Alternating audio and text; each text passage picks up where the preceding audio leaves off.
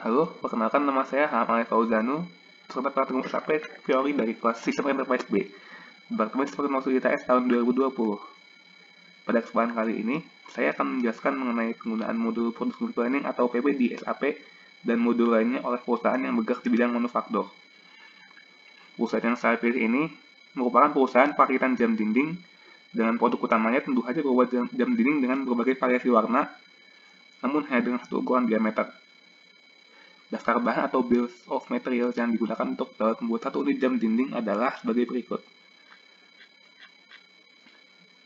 Yang pertama, satu buah modul penggerak jam, yang merupakan hasil dari perakitan dari motor penggerak, gerigi, dan housing atau tempat mesin. Jadi ketiga komponen ini dirakit untuk menghasilkan modul penggerak jam yang akan digunakan untuk kelanjutan proses produksi jam dinding ini.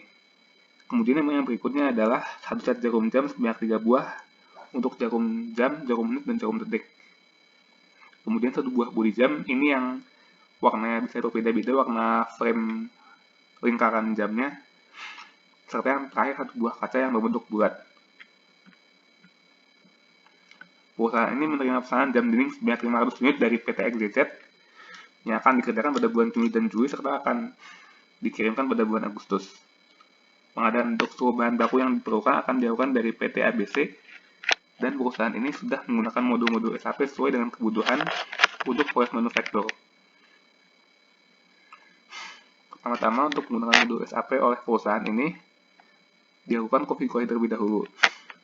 Material atau bahan baku yang akan digunakan untuk membuat satu unit jam dinding di-breakdown terlebih dahulu untuk kemudian di-input.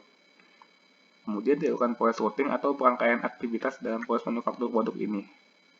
Dikarenakan proses pembuatan jam dinding yang akan dilakukan ini berasal dari sebuah pesanan, maka proses termasuk dalam kategori make to order. Lalu dibuatlah sales and operation plan untuk memenuhi pesanan jam dinding sebanyak 500 unit.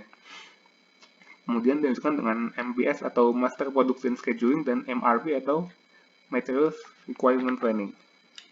Yang keduanya berupa proses make to order. Dalam proses ini akan ditentukan penjadwalan produksi dan kebutuhan material untuk pembuatan 500 unit jam dinding ini, sehingga dapat diketahui berapa jumlah bahan baku yang perlu dilakukan pengadaan kepada vendor. Kemudian dilakukan pengadaan kepada vendor untuk memenuhi bahan baku yang dibutuhkan. Sementara itu, proses produksi akan dimulai dengan bahan baku yang sudah ada terlebih dahulu. Untuk proses produksi dengan bahan yang sudah ada, production order dihasilkan dari point order yang sudah terbuat sebelumnya. Sementara itu, dibuat juga progress requisite dan progress order dari point order yang ada untuk melakukan pengadaan yang bahan yang kurang secara bersamaan. Proses produksi akan dilakukan dalam 2 tahap. Yang pertama adalah produksi modul penggerak jam, yang kemudian apabila sudah ada yang jadi, diajukan dengan perakitan jam dinding secara utuh. Hal ini berkaitan dengan penggunaan bills of material 2 tingkat yang telah dijelaskan sebelumnya. Setelah seluruh proses pengadaan selesai dan proses produksi berlanjut hingga terbuat seluruh pesanan yang diminta, jam dinding yang sudah jadi dicatatkan ke dalam inventory atau lebih spesifiknya berupa stok barang yang sudah jadi, yang kemudian akan disimpan di gudang sambil menunggu pengiriman. Lalu, production order juga diperbaharui karena barang sudah jadi dan terbuat. Kemudian dilakukan juga settlement, yaitu proses untuk mengatur biaya yang dikeluarkan saat proses produksi. Termasuk juga biaya lainnya di luar bahan baku seperti biaya buruh atau bekerja, biaya mesin, biaya listrik, dan lain sebagainya. Sampai sini, proses produksi yang menggunakan modul PB sudah selesai. Berikutnya yang kedua adalah runtutan dari awal hingga produk sampai kemesan. Pertama, setelah pesanan diterima oleh perusahaan ini, akan dipastikan dulu kemampuan untuk memenuhi pesanan sesuai dengan tenggat waktu yang diminta oleh pemesan. Pengecekan ini diantaranya meliputi kapasitas produksi, stok yang saat ini sudah tersedia, kemampuan vendor memenuhi pasokan bahan baku, dan pengecekan yang lainnya. Lalu apabila perusahaan ini sudah mengkonfirmasi kesanggupannya dalam memenuhi pesanan, proses produksi pun dimulai. Proses dilakukan sesuai dengan apa yang sudah dijelaskan sebelumnya pada modul PP. Meskipun ada juga modul terkait lainnya yang akan saya jelaskan nanti. Modul-modul lainnya tersebut selalu bergerak seiring dengan berjalannya proses produksi, seperti jika mengeluarkan bahan baku yang akan digunakan dari daftar inventory, melakukan penerimaan pesanan bahan baku dari vendor, dan lain sebagainya. Setelah proses produksi selesai, perusahaan akan menagihkan pembayaran dari pemesan sebelum melakukan pengiriman barang. Pembayaran yang telah dibuat akan dicatat dan dibukukan oleh perusahaan, sekaligus mengupdate dokumen-dokumen yang terkait. Namun, proses ini juga dapat dilakukan belakangan apabila sesuai dengan kesepakatan yang telah dibuat sebelumnya dengan pemesan. Berikutnya, barang yang telah dibayar atau akan dibayar nanti akan dikirimkan kepada pemesan dan sebelumnya telah dikeluarkan terlebih dahulu dari stok barang jadi.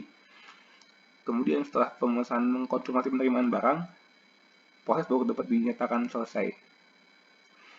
Yang ketiga, untuk modul-modul dari SAP yang digunakan dalam keseluruhan proses di atas, selain modul PP, tentu saja menggunakan modul lainnya, yaitu yang pertama Sales and Distribution atau SD, Materials Management atau MM, Financial Accounting atau FI, serta Warehouse Management atau WM.